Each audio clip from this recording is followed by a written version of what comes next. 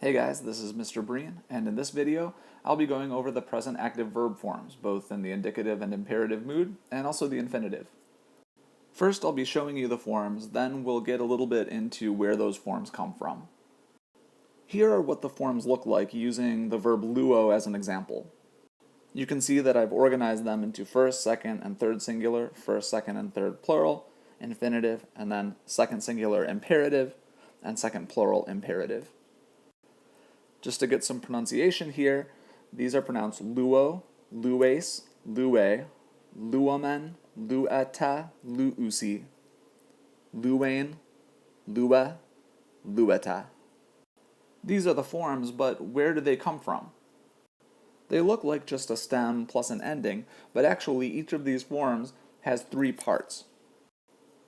Those parts are the stem, in this case lu, a theme vowel, here, and then an ending. The forms that you actually see in Greek texts are a result of some contraction. This omicron without an ending becomes just omega, luo. Whenever epsilon and epsilon meet, they contract into epsilon iota, seen here. The same thing happens here with lu'e becoming lue. Luomen and lueta don't need any contraction, they just combine. And then for luonsi, something a little strange happens. The nu drops out, and you get compensatory lengthening, so that omicron lengthens to omicron upsilon.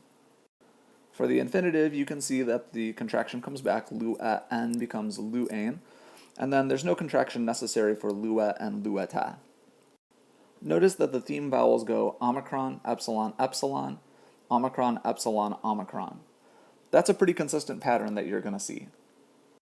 The endings are blank, s, nen, te, nsi, and when you combine everything together, you get luo, lues, lue, luomen, lueta, luusi.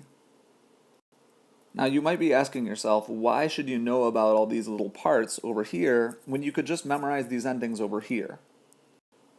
Throughout the course, you're going to see other verbs, and some of them don't have theme vowels at all. When you see verbs like that, or other verbs with other kinds of irregularities, you're going to want to know what's happening under the hood rather than just memorizing these endings. Here are a couple of other examples using the word blepo, meaning to look at, and meno, meaning to remain.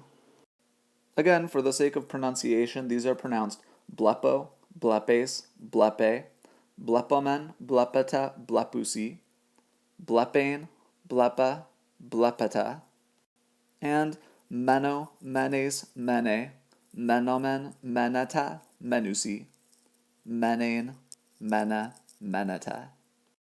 Take a minute to practice writing these forms out using these other verbs, pao and kathedzo. The answers are coming up, so pause the video now while you write.